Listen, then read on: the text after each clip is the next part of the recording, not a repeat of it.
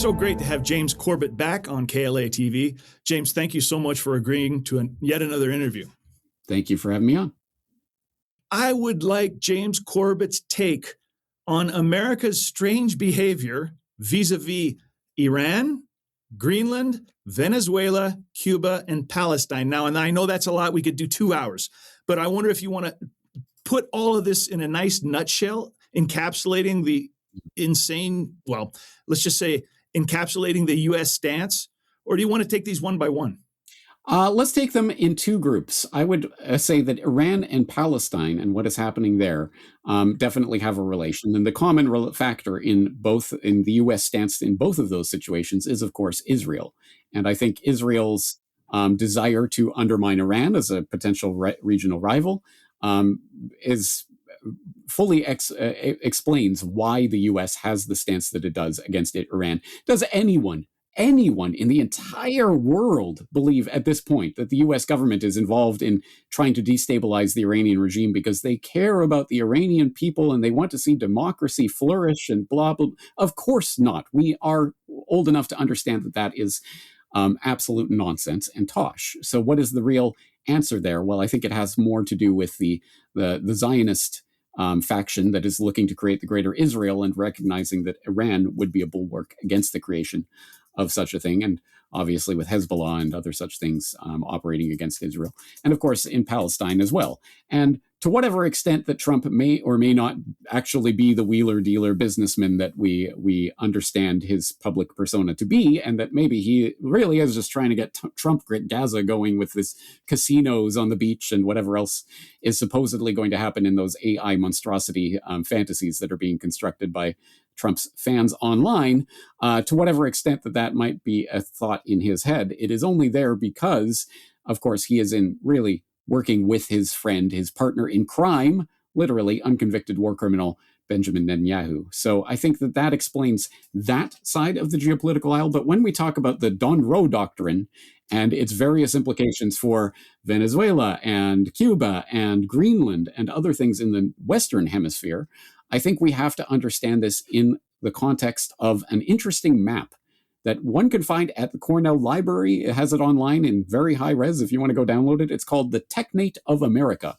And it was a map that was produced in 1940 by Howard Scott, who was a complete charlatan who somehow or other managed to worm his way into academic and upper crust circles in the 1920s and 30s in order to create something called Technocracy, Inc., which was an organization that was dedicated to the social engineering of society by technocrats, mostly engineers and scientists, who would know how to precisely balance the inputs and outputs in the economy in order to stop the big swings in the economy that was, of course, the defining characteristic of life for people living through the Great Depression, wondering capitalism has failed. How are we going to solve this? Well, there was Howard Scott and his friend King Hubbert, who people will know as Hubbert's Peak, aka Peak Oil, comes from a Shell oil, a researcher along those lines of oil, etc. Anyway, he came up with the Peak Oil. He also wrote the Technocracy Study Course, which is this voluminous study course about how the technocrats will rule over their technate. And so they said, we don't want governments, we don't want elected politicians, we don't want any of that. We are going to set up a technate. And the technate of America will include, and there is the map that you can go and look up online, and it includes Greenland. And interestingly, it includes part of Venezuela, and it includes Cuba, and it includes Panama and Central America, etc. And all of this will be conjoined in a single unit called the Technate of America that will be stewarded over by these technocrats. Now, obviously, Technocracy, Inc. is long. Well, actually, it still exists, but it is a rump organization at this point.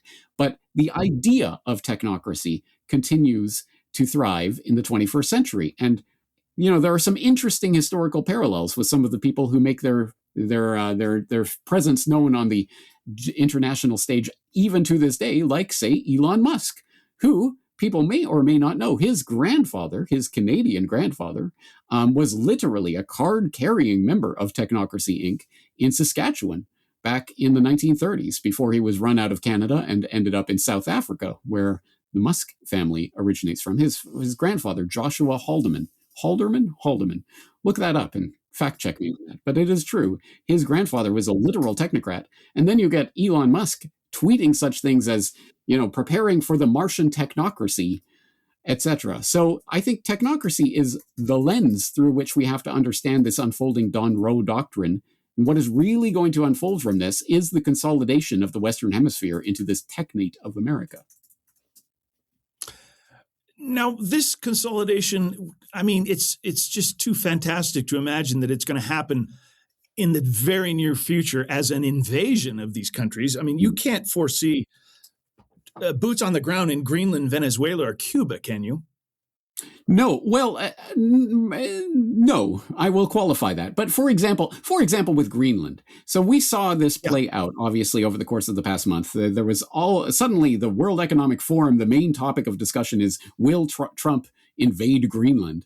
And you have NATO talking about stationing troops there, and Canada was going to come to Greenland's defense, all of this craziness. And then what eventuated is Trump announced, well, we're not going to take it by force.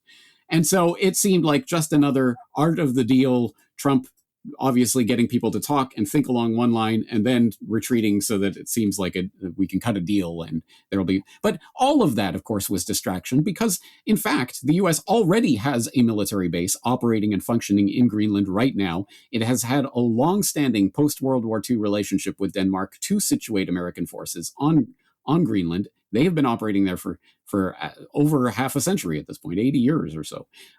So the idea that there would ever need to be a full-on American invasion in order to make these things happen does seem fanciful. But perhaps that's the point. No, the military side of this is not the operative part of it. It is, to some extent, about securing resources, including, of course, the rare earth deposits and other such things that obviously Greenland has in abundance and that are sitting out there for the taking in this new mad scramble for the Arctic that's going on geopolitically. But more specifically, the securing of the resources for the technate of America, as in for this coming political consolidation unit that is coming into view right now.